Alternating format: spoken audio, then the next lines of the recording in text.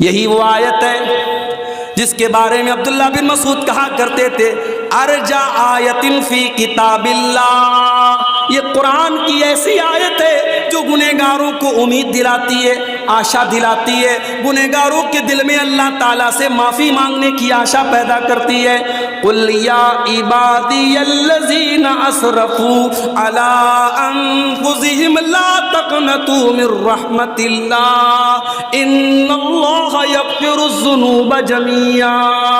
اے میرے بندو، اے میرے بندو، اگر تم نے گناہ کر کر کے اور پاپ کر کر کے اپنے اوپر اتیاچار کر لیا ہے، ظلم کر لیا ہے، لا تقنطوا من رحمت اللہ، تم اللہ کی رحمت سے مایوس نہ ہونا، تم اللہ کی رحمت سے نراش نہ ہونا، تم اللہ کی رحمت سے تم نا امید مت ہونا، اللہ تمہارے تمام گناہوں کو معاف کر دے گا۔ اللہ کے نبی ایک واقعہ بیان کرتے ہیں، بنی اسرائیل میں ایک آدمی تھا جس نے 99 لوگوں کا مرڈر کیا تھا، 99 لوگوں کا اس نے خون کیا تھا۔ 99 لوگوں کا مرڈر کرنے کے بعد اس کے دل میں خیال پیدا ہوا کہ میں بہت گنہگار ہوں، مجھے اللہ سے معافی مانگ لینی چاہیے، توبہ کر لینی چاہیے۔ اس کے دل میں توبہ کا خیال آیا، اس نے کسی سے پوچھا میں توبہ کرنا چاہتا ہوں، کیا کروں؟ کسی نے کہا کہ فلاں کے پاس چلے جاؤ، وہ اس دور کا سب سے بڑا عالم ہے، اس کے پاس چلے جاؤ، وہ تمہیں کوئی راستہ بتائے گا۔ بخاری کے الفاظ ہیں، وہ 99 لوگوں کا قاتل، وہ ڈاکو اس آدمی کے پاس پہنچا جو بہت بڑا راہب تھا، بہت بڑا عبادت گزار تھا، مگر عالم نہیں تھا۔ لوگ اس کو عالم سمجھتے تھے مگر وہ عالم نہیں تھا، عالم نہیں تھا، بہت بڑا عابد تھا، بہت عبادت گزار تھا۔ 99 لوگوں کا مرڈر کرنے کے بعد اس کے پاس پہنچا، کہ مولوی صاحب، امام صاحب، میں نے 99 لوگوں کا مرڈر کیا ہے اور اب میرے دل میں توبہ کا خیال آیا ہے، میں توبہ کرنا چاہتا ہوں، میں اللہ سے معافی مانگنا چاہتا ہوں، کیا میری توبہ اللہ تعالیٰ قبول کرے گا؟ اب دیکھو، مسئلہ ہمیشہ عالم سے پوچھنا چاہیے۔ وہ عالم نہیں تھا، وہ راہب تھا۔ راہب الگ ہوتا ہے، عالم الگ ہوتا ہے۔ ہو سکتا ہے ایک آدمی بہت بڑا عبادت گزار ہو، راتوں میں تہجد پڑھتا ہو، دن میں روزہ رکھتا ہو، مگر یہ ضروری نہیں ہے، یہ آوشیک نہیں ہے کہ وہ عالم بھی ہو۔ بھئی آپ بیمار ہوتے ہیں، آپ ڈاکٹر کے پاس جاتے ہیں، اور ڈاکٹر کے پاس بھی اس ڈاکٹر کے پاس جاتے ہیں جس کے پاس آپ کی بیماری کا علاج ہو، جو اسپیشلسٹ ہو۔ اگر آپ کو لیور کی پرابلم ہے تو آپ گیسٹرولوجسٹ کے پاس جائیں، اگر آپ کو دل کی پرابلم ہے آپ کارڈیولوجسٹ کے پاس جائیں، اگر آپ کو دماغ کی پرابلم ہے آپ سائیکیٹرسٹ کے پاس جائیں، اگر آپ کو ہڈی کی پرابلم ہے آپ آرتھو کے اسپیشلسٹ کے پاس جائیں گے، اگر آپ کی نس میں کوئی پرابلم ہے آپ نیورولوجسٹ کے پاس جائیں گے۔ ہر فیلڈ کا ایک ماہر ڈاکٹر ہے، آپ اس ڈاکٹر کے پاس جائیں گے جو آپ کی بیماری کی فیلڈ میں ماہر ہو۔ مگر دین کا مسئلہ آتا ہے تو صاحب، جو انٹرنیٹ پر بیٹھ کر کے 2-4 لمبی چوڑی باتیں کرے، ہم اسے علامہ بنا دیتے ہیں، اسے امام بنا دیتے ہیں، اس کو فالو کرنے لگتے ہیں۔ کتنے نوجوان ہمارے ہیں انجینئر علی مرزا کو بہت فالو کرتے ہیں۔ مجھے معلوم ہے آپ کے بنگال میں بھی بہت سارے نوجوان بڑے متاثر ہیں انجینئر علی مرزا سے۔ جس انسان کی یہ اوقات ہے کہ وہ کھڑے ہو کر کے اپنی تقریر میں کہتا ہے صاحب امام حرم کو بھی عین نکالنا نہیں آتا۔ دنیا کے بہترین قرآن پڑھنے والے جو حرم کے امام ہیں، یہ کمبخت کہہ رہا ہے کہ ان کو عین نکالنا، جب وہ ایاک نستعین کہتے تو ان سے عین نہیں نکلتی ہے، عین میں نکالتا ہوں۔ اور جب علماء نے اس کو پکڑا اور کئی جگہ اس نے قرآن کی آیتوں کو غلط پڑھا، تب اس کو فالو کرنے والے کہتے ہیں کہ آپ لوگوں کی تو دکانیں بند کر دی علی مرزا نے، تو آپ تو اس کی غلطیاں نکال رہے ہیں۔ میرے بھائی کبھی ٹھنڈے دماغ سے غور کرو۔ میرے نبی نے فرمایا تھا کہ ہر دور میں میری امت میں ایک جماعت ایسی رہے گی جو صحیح کو صحیح کہے گی، غلط کو غلط کہے گی۔ اگر علی مرزا جو بات پیش کر رہا ہے اگر وہ بات صحیح ہے تو علی مرزا کے پہلے یہ باتیں کہنے والا کوئی کیوں نہیں تھا؟ اس امت میں 1400 سال سے آج تک جو سلف کا عقیدہ ہے، جو امت کا عقیدہ ہے، سب نے حضرت معاویہ کو صحابی مانا ہے، سب نے حضرت معاویہ کا احترام کیا ہے، اور سب نے یہ کہا ہے صحابہ کے بیچ میں جو اختلاف ہوا ہے، جو لڑائی جھگڑا ہوا ہے، جو جنگ ہوئی ہے، اس کے بارے میں اپنی زبان کو بند کرو۔ اور یہ مردود کیا کہتا ہے؟ یہ کہتا ہے صاحب اگر میں ہوتا اس دور میں تو میں علی کے ساتھ ہوتا اور میں معاویہ کے خلاف جنگ کرتا۔ ارے تو ہے کون؟ تیری اوقات کیا ہے؟ اور آج ہمارا نوجوان ایسے انسان کو اپنا امام مانتے ہیں، اس کو فالو کرتے ہیں، اس کی تقریریں سن کر کے بہت ساری عورتیں اس کی تقریریں سنتی ہیں، کہتی صاحب وہ بڑی اچھی باتیں کرتے ہیں، سماجی باتیں کرتے ہیں۔ معاف کیجئے گا، آپ جس کو امام اور اپنا عالم بنا رہے ہیں اور جس کی آپ تقریروں کو سن رہے ہیں، میرے بھائیوں اس کے عقیدے کا بھی صحیح ہونا بہت ضروری ہے، اس کے عقیدے کا ہونا بھی بہت ضروری ہے۔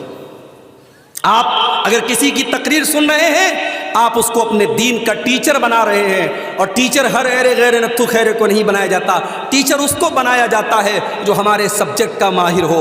ہم سائنس پڑھنے جاتے ہیں تو میتھ کے ٹیچر کے پاس نہیں جاتے، میتھ پڑھنے جاتے تو انگلش کے ٹیچر کے پاس نہیں جاتے، انگلش پڑھنے جاتے تو ہسٹری کے ٹیچر کے پاس نہیں جاتے، ہم سبجیکٹ کے ٹیچر سے ہم کانٹیکٹ کرتے ہیں اور اس سے ہم علم لیتے ہیں۔ میرے بھائیوں دین کا علم علماء سے حاصل کرو۔ اور جب علماء کی بات آئی ہے تو ایک اور درد میرے دل میں ہے، وہ آج آپ کے سامنے بیان کر دیتا ہوں۔ ماشاءاللہ کلیا چک کا علاقہ پورے ہندوستان میں اس کی اپنی ایک پہچان ہے۔ ہم نے دیکھا تھا جب پورے ملک میں ناانصافی کے خلاف دھرنا پردرشن ہو رہا تھا، اسی کلیا چک میں بہت بڑے پیمانے پر ویرودھ پردرشن ہوا تھا۔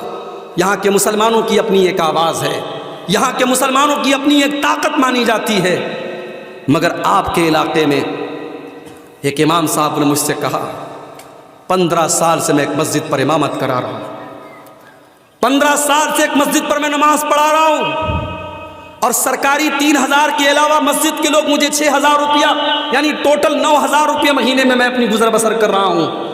اور جب میں نے اپنا مکان بنوایا تو مسجد کے متولی صاحب مجھ سے ناراض ہو گئے اور کہنے لگے تم کتنا پیسہ پاتے ہو، تم نے مکان بنا لیا۔ یعنی ہم یہ چاہتے ہیں ہماری مسجد کا امام ہمیشہ بھکاری بنا رہے، اس کے پاس اپنے رہنے کا مکان نہ بنے۔ آج کتنی مسجدیں ہیں جہاں 4000 اور 3000 پر ہم نے 5 ٹائم کی نماز پڑھانے کے لیے امام کو رکھا ہے، پورے گاؤں میں پورے محلے میں کوئی نماز نہ پڑھے، کوئی حرج کی بات نہیں ہے۔ امام صاحب بیچارے اگر ایک دن فجر کی نماز میں ان کی نیند لیٹ سے کھل جائے تو صبح چائے کے ہوٹلوں پر بیڑی سلگاتے ہوئے اور بیڑی کا دھواں نکالتے ہوئے لوگ کہتے ہیں ارے امام صاحب تو آج فجر کی نماز میں نہیں اٹھے۔ امام تمہارے باپ کا نوکر نہیں ہے، تمہاری لونڈی نہیں ہے، تمہیں یہ حق کس نے دیا ہے کہ تم ہر چھوٹی بڑی بات پر اپنے امام پر کیچڑ اچھالتے؟ دنیا کی ہر قوم اپنے دھرم گرو کی عزت کرتی ہے، اپنے مذہب کے جو گرو ہوتے ہیں ان کا سمان کرتی ہے، اور آج آپ نے اپنے علماء کو بھکاری بنا دیا۔ کتنے مدرسے ہیں بنگال میں جہاں کے علماء 5-5 ہزار اور 6-6 ہزار مہینے پر پڑھا رہے ہیں، اور جب ان کی سیلری کا ٹائم آتا، ان کی تنخواہ کا ٹائم آتا ہے تو مدرسے کا سیکریٹری کہتا جاؤ سائیکل اٹھاؤ اور چندہ کر کے لاؤ، اسی میں سے تمہاری سیلری دیں گے۔ وہ مولوی بیچارہ جا کر کے موٹر سائیکل سے اور سائیکل سے گھر گھر جا کر کے بھیک مانگے، تب جا کر کے اس کی سیلری کا انتظام ہوتا ہے۔ یہی حالات رہے تو وہ دن دور نہیں ہے جب آپ کی مسجدوں میں امام نہیں ملیں گے میرے بھائی، جب آپ کے مدرسوں میں پڑھانے والے ٹیچر نہیں ملیں گے۔ ابھی ایک صاحب نے بتایا کہ ایک مولوی جو مدرسے میں بچوں کو پڑھا رہا تھا آج کوئلہ ٹھیلنے کا کام کر رہا ہے، اور کسی نے پوچھا تم تو اچھا خاصا بچوں کو پڑھا رہے تھے، تم یہ کوئلہ ٹھیلنے کا کام کیوں کرنے لگے؟ کہا کہ وہاں 4000 روپیہ لوگ مجھے تنخواہ دیتے تھے اور 12000 کا مسئلہ پوچھتے تھے۔ وہ کوئلہ ٹھیل رہا ہے۔ لاک ڈاؤن کے بعد کتنے علماء نے بزنس کرنا شروع کر دیا، نوکری کرنے لگے، رکشہ چلانے لگے، مزدوری کرنے لگے۔ انہوں نے کہا یہ غلامی ہم نہیں کریں گے۔ میرے بھائیو اپنے علماء کی عزت کرو، اپنے ائمہ کی عزت کرو۔ اگر تمہیں یہ حق ہے کہ تم اچھا مکان بنا کے رہو تو ان علماء کو بھی حق ہے کہ وہ مکان بنائیں۔ اگر تمہارے بچے اچھے اسکولوں میں پڑھتے ہیں اور اعلیٰ تعلیم حاصل کرتے ہیں تو ان علماء کو بھی پورا حق حاصل ہے کہ وہ اپنے بچوں کو اسکولوں میں اور اعلیٰ تعلیم دلائیں، ان کے بچے بھی بہترین تعلیم حاصل کریں۔ اور اگر اپنے بیوی بچوں کے ساتھ رہتے ہیں تو ان علماء کو بھی اپنے بیوی بچوں کے ساتھ رہنے کا حق حاصل ہے۔ کتنی مسجدوں کے امام ہیں، ان کو چھوٹی سی کوٹری دی گئی ہے، وہ فیملی کے ساتھ نہیں رہ سکتے، وہ پریوار کے ساتھ نہیں رہ سکتے، وہ بیچارے شادی ہو چکی ہے، بیوی گاؤں میں رہتی ہے، 2 مہینے پر 3 مہینے پر امام صاحب اپنی بیوی کے پاس جاتے ہیں، اپنے بچوں کے پاس جاتے ہیں، بچوں کا باپ موجود ہے، بچے یتیم کی زندگی گزار رہے ہیں، بیوی کا شوہر موجود ہے اور بیوی بیوہ کی زندگی گزار رہی ہے۔ معاف کرو میرے بھائی، آپ نے اپنے علماء کو جیتے جی مار ڈالا، ان کے بچوں کو یتیم بنا ڈالا، ان کی عورتوں کو بیوہ بنا ڈالا۔ جس امام کے لیے آپ نے چھوٹا سا کمرہ بنایا ہے، ایک فیملی کوارٹر کا انتظام بھی آپ کر سکتے تھے۔ اگر آپ اپنے بچوں کے ساتھ رہنا چاہتے ہیں، اپنی بیوی اور پریوار کے ساتھ رہنا چاہتے ہیں، تو ان علماء کو بھی پورا حق حاصل ہے کہ یہ اپنے پریوار کے ساتھ رہیں۔ اپنے علماء کو اتنا ذلیل مت کرو میرے بھائی۔ 15 سال ایک مسجد پر امامت کرانے والا آج 4-5 ہزار روپیہ اگر مسجد کمیٹی سے پا رہا ہے تو آپ اس پر اعتراض کریں تو مکان کیوں بنوا رہا ہے، تو گھر کیوں بنوا رہا ہے، تجھے گھر بنانے کا کوئی حق حاصل نہیں۔ سوچو اس امام کے دل پر کیا گزری ہوگی۔ وہ 15 سال اگر اس نے کسی بزنس میں دیا ہوتا تو شاید آج اس کا بزنس بہت آگے بڑھ گیا ہوتا۔ اس نے 15 سال کسی پرائیویٹ کمپنی میں نوکری کی ہوتی تو آج اس کی سیلری بہت زیادہ ہوتی۔ میرے پیارے ساتھیوں، اپنے علماء کو اتنا مجبور مت کرو۔ اللہ کی قسم، جب کسی مسجد میں کوئی مولوی کھڑا ہو کے کہتا ہے لوگوں میری بچی کی شادی ہے، مجھے اپنی بچی کی شادی کے لیے مجھے پیسے چاہیے، تو مجھے تکلیف ہوتی ہے کہ ہم نے اپنے علماء کو اس مقام پہ لا کے کھڑا کر دیا کہ ان کو اپنی بیٹیوں کی شادی کے لیے بھیک مانگنی پڑ رہی ہے، ان کو اپنی بیوی کے علاج کے لیے بھیک مانگنی پڑ رہی ہے۔ نہیں میرے بھائی، اپنے علماء کو عزت دو، سمان دو، مقام دو۔ وہ تمہارے نوکر نہیں ہیں، وہ تمہارے غلام نہیں ہیں، ان کا احسان ہے تمہارے اوپر، ان کا احسان ہے تمہارے اوپر۔ تمہارے ماں باپ سے بڑا احسان ہے۔ تمہارے ماں باپ تو تمہیں پالتے ہیں، تمہیں پوستے ہیں، تمہیں جنم دیتے ہیں، مگر یہ علماء تمہیں دین سکھاتے ہیں، تمہیں نماز پڑھاتے ہیں، تمہیں حلال بتاتے ہیں، تمہیں حرام بتاتے ہیں، تمہیں جائز بتاتے ہیں، تمہیں ناجائز بتاتے ہیں۔ ان علماء کو ان کا مقام دو میرے بھائی۔ وہ 99 لوگوں کا جو قاتل تھا، وہ جب پہنچا تو عالم کے پاس نہیں پہنچا، عابد کے پاس پہنچا۔ وہ بہت بڑا عبادت گزار تھا مگر عالم نہیں تھا۔ اس سے جا کے کہا کہ صاحب میں نے 99 لوگوں کا مرڈر کیا ہے اور اب میں توبہ کرنا چاہتا ہوں، میں کیا کروں؟ اب چونکہ وہ عالم نہیں تھا تو اس نے مسئلہ غلط بتایا۔ عالم ہوتا تو شاید غلط نہ بتاتا، علماء سے بھی غلطی ہو سکتی ہے، مگر ظاہر ہے جس کے پاس علم نہیں ہے اس کی غلطی ہونے کا چانس زیادہ ہے۔ اس نے کہا 99 لوگوں کے قاتل، تو بڑا آیا توبہ کرنے، 900 چوہے کھا کر کے بلی حج کرنے چلی آئی، تو چلا جا، تیری توبہ قبول نہیں ہوگی، اللہ تجھے معاف نہیں کرے گا، تو نے 99 لوگوں کا خون بہایا ہے، اللہ تیری توبہ قبول نہیں کرے گا۔ اس نے کہا ایسی بات ہے، اگر میری توبہ اللہ قبول نہیں کرے گا تو چلو ایک گناہ میں اور کر دیتا ہوں۔ اس نے اس عابد کو بھی قتل کر ڈالا اور 100 قتل اس نے پورے کر دیے۔ اس نے 100 قتل کر دیے، 100 قتل کر دیے۔ پھر اس کے دل میں توبہ کا خیال آیا، پھر اس نے پوچھا کسی سے میں توبہ کرنا چاہتا ہوں، کیا کروں؟ کسی نے بتایا فلاں کے پاس چلے جاؤ، وہ اس دور کا سب سے بڑا عالم ہے۔ وہ اس کے پاس پہنچا، وہ واقعی میں عالم تھا۔ اس سے جا کر کے کہا کہ میں نے 100 لوگوں کی ہتیا کی ہے، 100 لوگوں کو قتل کیا ہے، میں توبہ کرنا چاہتا ہوں، میں اللہ سے معافی مانگنا چاہتا ہوں، کیا اللہ میری توبہ قبول کرے گا؟ اس عالم نے جواب دیا من یحول بینک و بین اللہ، اگر تو توبہ کرنا چاہتا ہے، اگر تو اللہ سے معافی مانگنا چاہتا ہے تو کون تیرے بیچ میں اور اللہ کے بیچ میں رکاوٹ بن سکتا ہے؟ تو اللہ سے توبہ کر لے، تو اللہ سے معافی مانگ لے، اللہ ضرور تیری توبہ کو قبول کرے گا۔ اس نے صحیح جواب دیا کہ 100 لوگوں کا قتل کرنے کے بعد بھی اگر تو توبہ کرنا چاہتا ہے اللہ تیری توبہ کو قبول کرے گا، مگر اس کے لیے تجھے ایک کام کرنا پڑے گا، تجھے برے لوگوں کی بستی کو چھوڑنا پڑے گا۔ یہ برے لوگوں کی بستی ہے، یہ گناہ گاروں کی بستی ہے، اسے چھوڑ کر کے تجھے فلاں بستی میں جانا پڑے گا جہاں نیک لوگ رہتے، جہاں اچھے لوگ رہتے۔ پتہ یہ چلا میرے بھائیوں، انسان کے اوپر صحبت کا بھی اثر پڑتا ہے۔ شرابیوں کے ساتھ بیٹھو گے شرابی ہو جاؤ گے، زانیوں کے ساتھ بیٹھو گے زنا تمہاری نظر میں ہلکا ہو جائے گا، بے نمازیوں کے ساتھ بیٹھو گے تو نماز کی وقت اور اہمیت کم ہو جائے گی۔ اس لیے میرے بھائیوں اور میری بہنوں، جب آپ کسی سے دوستی کرو، کسی کو اپنا دوست بناؤ تو دیکھ بھال کر کے اپنا دوست بناؤ، اچھے لوگوں کو اپنا دوست بناؤ۔ اگر بے دین لوگوں کو اور دین سے دور لوگوں کو اپنا دوست بناؤ گے تو تمہارے دین کو برباد کر ڈالیں گے۔ صحبت کا بڑا اثر ہوتا ہے۔ اب وہ 100 لوگوں کا قاتل اپنے گاؤں سے نکلا، اپنی بستی سے نکلا، اور ابھی وہ راستے ہی میں تھا کہ اس کی موت کا ٹائم آ گیا۔ اب جب موت کا ٹائم آ گیا تو رحمت کے فرشتے بھی موقع پر پہنچ گئے اور عذاب کا فرشتہ بھی پہنچ گیا۔ عذاب کا فرشتہ کہنے لگا یہ 100 لوگوں کا قاتل ہے، اس کی روح کو میں لے کر کے جاؤں گا، یہ عذاب کا حقدار ہے۔ رحمت کا فرشتہ کہنے لگا نہیں نہیں، یہ تو توبہ کر چکا تھا، یہ تو اللہ سے معافی مانگ چکا تھا، یہ تو نیک لوگوں کی بستی کی طرف جا رہا تھا، یہ تو اللہ کی رحمت کا حقدار ہے، اس کی روح کو میں لے کر کے جاؤں گا۔ اب رحمت کا فرشتہ اور عذاب کا فرشتہ دونوں آپس میں لڑنے لگے۔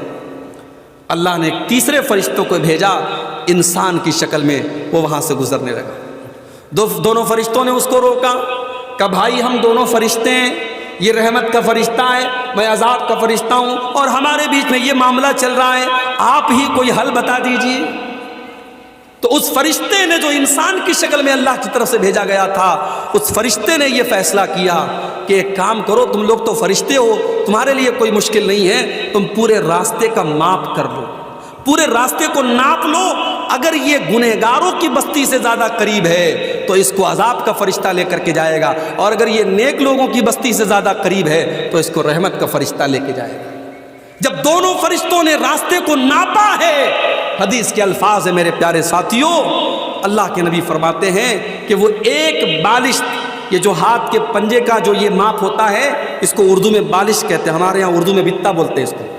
ایک بتا یا ایک بالشت جو ہے وہ انسان، وہ 100 لوگوں کا جو قاتل تھا، وہ نیک لوگوں کی بستی سے زیادہ قریب تھا، اللہ کی رحمت کا فرشتہ اس کو لے کے گیا ہے۔ اس لیے گناہ جتنے بھی زیادہ ہو جائیں، اللہ کی رحمت سے انسان کو مایوس نہیں ہونا چاہیے، توبہ کرنا چاہیے، اللہ سے معافی مانگنا چاہیے۔ مگر یہ بات یاد رکھو میرے بھائی، جب ہم کوئی گناہ کا کام کرتے ہیں، اس گناہ کا اثر ہمارے بچوں پر بھی پڑتا ہے، ہمارے اوپر بھی پڑتا ہے۔ ہمارے اوپر یہ پڑتا ہے کہ ہمارے دل سخت ہو جاتے ہیں، ہمارے دل کٹھور ہو جاتے ہیں، اور دل جب کٹھور ہو جاتا ہے، دل جب سخت ہو جاتا ہے تو قرآن کی آیتوں کا اثر نہیں ہوتا ہے، نبی کی حدیثوں کا اثر نہیں ہوتا ہے۔ آج رات بھر جلسے ہو رہے ہیں، جمعہ کے اندر خطبے ہو رہے ہیں، تقریریں ہو رہی ہیں، مگر دل کے اوپر کوئی اثر نہیں پڑ رہا ہے، کیونکہ دل سخت ہو چکا ہے، دل کٹھور ہو گیا ہے، دل سخت ہو گیا ہے۔ اسی لیے اللہ نے قرآن کے پہلے پارے میں جب بنی اسرائیل کا ذکر کیا تو فرمایا ثم قست قلوبکم من بعد ذلک فہی کالحجارۃ او اشد قسوا۔ اے یہودیو، تم نے اللہ کو اتنا ناراض کیا، تم نے اللہ کو اتنا ناراض کیا کہ گناہ کرنے کی وجہ سے تمہارے دل سخت ہو گئے، اور اتنے سخت ہو گئے فہی کالحجارۃ او اشد قسوا، تمہارے دل تو پتھروں سے بھی زیادہ سخت ہو گئے، دل کٹھور ہو گیا ہے ہمارا۔ تقریریں سن رہے ہیں ہم، مگر دل کے اوپر اثر نہیں پڑا ہے۔ ہم بیان سن رہے ہیں، ہم قرآن کی آیتیں سن رہے ہیں، مگر دل کے اوپر اثر نہیں ہو رہا ہے۔ تو دل کو اگر سختی سے بچانا ہے تو گناہ سے بچنا پڑے گا میرے بھائی۔ اسی لیے اللہ کے نبی فرماتے ہیں جب بندہ کوئی گناہ کرتا ہے نُکِتَتْ فِی قَلْبِهِ نُقْطَةً سَوْدَا، اس کے دل کے اوپر ایک کالے رنگ کا نقطہ ڈال دیا جاتا ہے، ایک کالے رنگ کا دھبا ڈال دیا جاتا ہے۔ اگر بندہ توبہ کر لیتا ہے، اگر بندہ اللہ سے معافی مانگ لیتا ہے، وہ کالے رنگ کا دھبا مٹا دیا جاتا ہے، اور اگر بندہ دوبارہ وہ گناہ کرتا ہے، وہ کالے رنگ کے دھبے اور بڑھتے چلے جاتے حتیٰ تَعْلُوَ قَلْبَهُ، یہاں تک کہ اس کے پورے دل کے اوپر چھا جاتے ہیں۔ جب بندہ گناہ پر گناہ کرتا چلا جاتا ہے، اس کا پورا دل کالا ہو جاتا ہے، اور جب دل کالا ہو جاتا ہے تو انسان کا دل کیسا ہو جاتا ہے؟ کَلَّا بَلْ رَانَ عَلَىٰ قُلُوبِهِم مَّا كَانُوا يَكْسِبُونَ، انسان کے گناہ اس کے دل کے اوپر چھا جاتے ہیں، پھر دل کے اوپر کوئی اثر نہیں پڑتا ہے۔ تو اس لیے اگر گناہ کریں گے ہم تو ہمارے دل سخت ہو جائیں گے، یہ گناہ کا پہلا نقصان۔ گناہ کا دوسرا نقصان، انسان اگر گناہ کرے گا اس کی روزی روٹی پر اثر پڑے گا، اس کے مقدر میں جو روزی ملنے والی تھی اس کی دکان پہ جو کسٹمر آنے والا تھا، اس کے کاروبار میں جو منافع اور پروفٹ ہونے والا تھا، وہ اللہ تعالیٰ ہٹا لیتا ہے، چھین لیتا ہے۔ ان العبد لیحرم الرزق بذنب یصیبہ، بندہ اپنے گناہ کی وجہ سے اپنی روزی روٹی سے محروم کر دیا جاتا ہے۔ انسان کی روزی روٹی پر اثر پڑتا ہے۔ اسی لیے اگر انسان نیکی کا راستہ اختیار کرے گا، تقوی کا راستہ اختیار کرے گا، تو اللہ اس کو روزی روٹی کے دروازے بھی اس کے لیے کھول دے گا۔ وَمَن يَتَّقِ اللَّهَ يَجْعَل لَّهُ مَخْرَجًا وَيَرْزُقْهُ مِنْ حَيْثُ لَا يَحْتَسِبُ، جو اللہ سے ڈرے گا اللہ تعالیٰ اس کے لیے ضرور کوئی نہ کوئی راستہ نکالے گا اور اللہ وہاں سے روزی دے گا۔ انسان سوچ بھی نہیں سکتا کہ کہاں سے روزی آ رہی ہے، روزی کے راستے کھول دے گا اللہ تعالیٰ۔ آج ہمارا نوجوان کہتا ہے شیخ صاحب نوکری نہیں مل رہی ہے، شیخ صاحب بزنس کر رہے ہیں۔ ابھی ہمارے ایک دوست آئے بنارس میں میرے گھر پہ ملنے کے لیے آئے، بولے شیخ صاحب جو بزنس میں کرتا ہوں لاس ہو جاتا ہے، جو کاروبار کرتا ہوں نقصان ہو جاتا ہے، مجھے لگ رہا ہے کسی نے میرے کاروبار پر جادو کر دیا ہے، میرے بزنس پر بندش کر دی ہے، مجھے لگ رہا ہے میرے کاروبار کو کسی نے روک دیا ہے۔ تو میں نے ان کو سمجھایا، میں نے کہا پہلے آپ غور کیجئے، کہیں ایسا تو نہیں کوئی گناہ کا کام ہو رہا ہے گھر کے اندر، کوئی اللہ کو ناراض کرنے والا کام تو نہیں ہو رہا ہے؟ اگر انسان گناہوں کی دنیا میں اور گناہوں کے دلدل میں اگر پڑا ہے، گھر میں زنا ہو رہا ہے، گھر میں بے حیائی ہو رہی ہے، گھر میں گانا بج رہا ہے، گھر میں اللہ کو ناراض کیا جا رہا ہے، تو آپ کے بزنس پر اور آپ کے کاروبار پر اس کا برا اثر پڑے گا میرے بھائی، کیونکہ اللہ کے نبی فرماتے ہیں ان العبد لیحرم الرزق بذنب یصیبہ، بندہ اپنے گناہ کی وجہ سے اپنی روزی سے محروم ہو جاتا ہے۔ اور اللہ تعالیٰ کا کلام سچا ہے، اللہ کبھی جھوٹ نہیں بولتا۔ اللہ نے قرآن میں فرمایا وَلَوْ أَنَّ أَهْلَ الْقُرَىٰ آمَنُوا وَاتَّقَوْا لَفَتَحْنَا عَلَيْهِمْ بَرَكَاتٍ مِّنَ السَّمَاءِ وَالْأَرْضِ، اگر یہ بستی والے، اگر یہ گاؤں والے، اگر یہ ایمان والے بن جائیں، یہ اگر متقی اور پرہیزگار بن جائیں، تو ہم آسمان و زمین کی برکت کے دروازے ان کے اوپر کھول دیں گے، برکتوں کے دروازے کھل جائیں گے میرے بھائی۔ صحابہ کو دیکھو، صحابہ نے چھوٹا چھوٹا بزنس کیا تھا۔ ابھی ممبئی سے میرے پاس فون آیا، 28 تاریخ کو میرا پروگرام ہے ممبئی میں، وہاں سے فون آیا مولوی صاحب اگر آپ کو موقع ملے تو ذرا بزنس اور تجارت پر بولیے گا۔ آج ہماری قوم کے لوگ تجارت میں بہت پیچھے ہے، تھوڑا بزنس اور تجارت پر بولیے گا۔ میرے بھائیوں بزنس میں بڑی برکت ہے، تجارت میں بڑی برکت ہے۔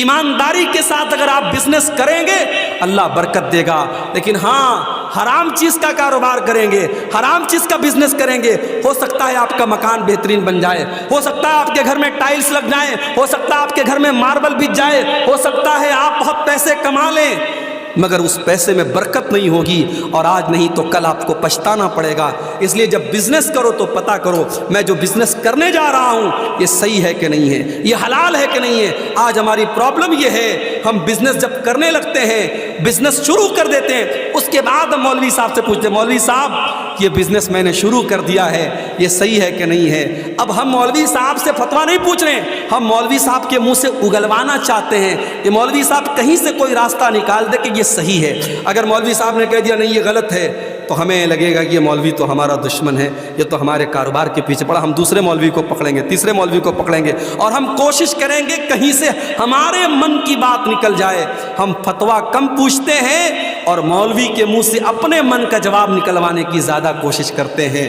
میرے بھائی اگر آپ ایماندار ہوتے تو کاروبار شروع کرنے سے پہلے آپ مولوی صاحب سے پوچھتے مولوی صاحب میں یہ کاروبار کرنا چاہتا ہوں، یہ صحیح ہے کہ نہیں ہے، یہ جائز ہے کہ نہیں ہے۔ اسی لیے حضرت عمر فاروق جب مدینہ کے مارکیٹ میں جاتے تھے تو صحابہ سے کہتے تھے ہمارے مارکیٹ میں وہی کاروبار کرے گا جو حلال حرام کو جانتا ہے، جو جائز ناجائز کو جانتا ہے، جو صحیح اور غلط کو جانتا ہے، وہی کاروبار کرے گا، ہر کوئی کاروبار نہ کرے۔ میرے بھائی کاروبار میں بڑی برکت دی اللہ تعالیٰ نے۔ جب اللہ کے نبی مدینہ پہنچے، بڑے غور سے سننا میرے بھائیوں، جب اللہ کے نبی مدینہ پہنچے آپ کو پتا تھا مکہ کے مہاجر بیچارے بے سہارا ہیں، ان کے پاس ابھی کوئی بزنس نہیں ہے، ان کے پاس ابھی کوئی گھر نہیں ہے، آپ نے مدینہ کے انصاری صحابہ کو اور مکہ کے مہاجر صحابہ کو نام لے لے کر کے بھائی بنا دیا، ایک ایک کا نام لے لے کے بھائی بنایا، یہ مدینہ کا انصاری ہے، یہ مکہ کا مہاجر ہے، یہ دونوں ایک دوسرے کے بھائی بھائی ہیں، دونوں کا ہاتھ اٹھا کر کے اللہ کے نبی نے بھائی چارہ کرا دیا۔ حضرت عبد الرحمن ابن عوف جو مکہ میں بزنس کیا کرتے تھے، تجارت کیا کرتے تھے، اپنی سارے بزنس کو چھوڑ کر کے وہ بیچارے خالی ہاتھ آئے تھے، اللہ کے نبی نے ان کو حضرت سعد بن ربی کا بھائی بنا دیا۔ حضرت سعد بن ربی آئے اپنے بھائی کے پاس، کہا عبد الرحمن آپ میرے بھائی ہیں، نبی نے آپ کو میرا بھائی بنایا ہے، اے عبد الرحمن یہ میرا گھر ہے، آج سے میں 2 حصے کر دیتا ہوں، آدھا آپ لے لیجیے آدھا میں لے لیتا ہوں۔ یہ سگے بھائی نہیں تھے، نبی کی زبان سے بس نبی نے بھائی بنا دیا۔ آج تو انسان اپنے سگے بھائی کا حق مارنے کو تیار ہے، اپنی سگی بہن کا حق مارنے کو تیار ہے۔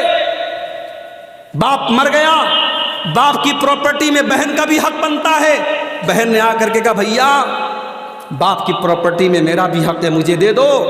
بھائی نے بڑے غصے میں کہا تیری شادی ہوئی تھی، 2 لاکھ روپے کا خرچ آیا تھا، 3 لاکھ کا خرچ آیا تھا، زیور میں نے بنوایا تھا، جہیز کا انتظام میں نے کیا تھا، اگر تو مجھ سے اپنے باپ کا ترکہ مانگتی ہے تو چلی جا، آج کے بعد بھائی بہن کا کوئی رشتہ نہیں رہے گا۔ بہن نے حق مانگا نہیں کہ بھائی نے بہن سے رشتہ توڑ دیا۔ میرے بھائیوں، اسلام نے یہ حق دیا ہے بہن کو، اللہ نے یہ حق دیا ہے بہن کو۔ باپ کی پراپرٹی میں جیسے بیٹے کا حق ہے ویسے بیٹی کا حق ہے۔ آپ کے چہرے پر ماشاءاللہ بڑی لمبی لمبی داڑھی ہے، آپ کی پیشانی پر سجدے کا نشان ہے، اور آپ اپنی بہن کا حصہ اگر ڈکار گئے ہیں اور اپنی بہن کا حصہ کھا گئے ہیں تو کل قیامت کے دن اللہ کی بارگاہ میں جواب دینے کے لیے تیار رہیے گا۔ اللہ کیا پوچھا جائے گا، تو نے اپنی بہن کا حق کیوں مارا، تو نے اپنی بہن کا حصہ کیوں اس کو کیوں کھا گیا۔ آج حالات یہ ہے، دیکھو میرے بھائی، آج لوگ اپنی بہنوں کا حق مار لیتے ہیں۔ آپ غور کیجئے کہ کس طریقے سے آج ہماری روزی روٹی پر اثر ہو رہا ہے۔ یہاں عبد الرحمن ابن عوف کو نبی نے بھائی بنایا ہے، سگے بھائی نہیں ہیں، نبی کی زبان سے بھائی بھائی بنے ہیں۔ حضرت سعد بن ربی کہتے ہیں عبد الرحمن یہ میرا گھر ہے، آدھا تم لے لو آدھا میں لے لیتا ہوں، یہ میرے کھجوروں کے باغات ہیں، آدھے تم لے لو آدھے میں لے لیتا ہوں، میری 4 بیویاں ہیں، تم پسند کر لو کسی ایک کو میں طلاق دے دیتا ہوں، اور عدت گزرنے کے بعد تم شادی کر لینا۔ بیوی تک دینے کو تیار ہو گئے کہ تم نئے آئے ہو، ابھی تم کو مدینہ میں رشتہ نہیں ملے گا، شادی ہونا مشکل ہے، میں گھر بھی دے دیتا ہوں، گھر والی کا بھی انتظام کر دیتا ہوں، میری کسی بیوی کو پسند کر لو، میں طلاق دے دیتا ہوں، عدت گزر جائے تو تم نکاح کر لینا۔ ہمیں سن کر کے تھوڑا عجیب لگ رہا ہے، اپنی بیوی کو طلاق دینے کی بات کر رہے ہیں، مگر یہ تھا ان کے دل کی یہ بات تھی، ان کے دل اتنے بڑے تھے، اس سماج میں یہ عیب کی بات نہیں تھی، اپنے بھائی کے لیے اپنا سب کچھ قربان کرنے کو تیار تھے۔ لیکن حضرت عبد الرحمن بھی بڑے خوددار آدمی تھے، بڑے خوددار آدمی تھے، انہوں نے کہا نہیں اے سعد بن ربی، اللہ تیرے مال میں برکت دے، تیرے پریوار میں برکت دے، مجھے تیرا گھر نہیں چاہیے، مجھے تیرا بزنس نہیں چاہیے، اللہ تیرے پریوار میں اور برکت دے، تیرے روزی روٹی میں اور برکت دے، مجھے بس بزنس کرنا ہے، مجھے مارکیٹ کا پتہ بتا دو۔ میرے پیارے ساتھیوں، حضرت عبد الرحمن ابن عوف نے مدینہ کے ایک مارکیٹ سے گھی کا اور پنیر کا بزنس شروع کیا۔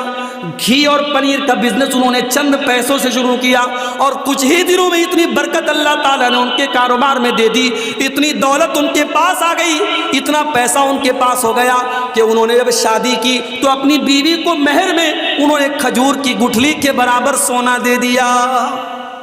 اور جب نبی نے ان کے کپڑے پر زردی کا نشان دیکھا اور نبی نے پوچھا کہ عبد الرحمن کیا تم نے شادی کی ہے؟ کہا کہ ہاں اللہ کے نبی میں نے شادی کی ہے۔ تو اللہ کے نبی نے پوچھا کہ اپنی بیوی کو تم نے مہر میں کیا دیا؟ نبی نے پوچھا کہ عبد الرحمن تم نے اپنی بیوی کو مہر میں کیا دیا؟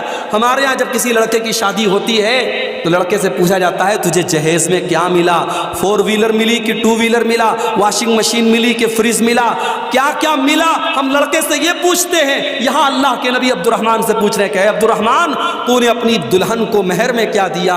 کہا اے اللہ کے نبی میں نے کھجور کی گٹھلی کے برابر سونا دیا ہے۔ آپ نے فرمایا اس کا مطلب کہ تمہارے پاس پیسہ ہے، تم مضبوط ہو، اولم ولو بشاتن، تو تم ولیمہ کرو، چاہے تمہیں ایک بکری ہی کا ولیمہ کرنا پڑے لیکن تم ولیمہ کرو۔ میرے پیارے ساتھیوں، کاروبار میں اللہ تعالیٰ بہت برکت دیتا ہے۔ اگر ہم گناہوں سے بچیں گے اللہ ہمارے کاروبار میں برکت دے گا، مگر ہم جھوٹ بولیں گے، بے ایمانی کریں گے، چوری کریں گے، کاروبار میں فراڈ کریں گے تو کان کھول کر کے سن لو، اللہ کے نبی فرماتے ہیں محقت برکت بیعہما، جس کاروبار میں فراڈ کیا جائے، دھوکہ کیا جائے، اس کاروبار کی برکت کو اللہ تعالیٰ چھین لے۔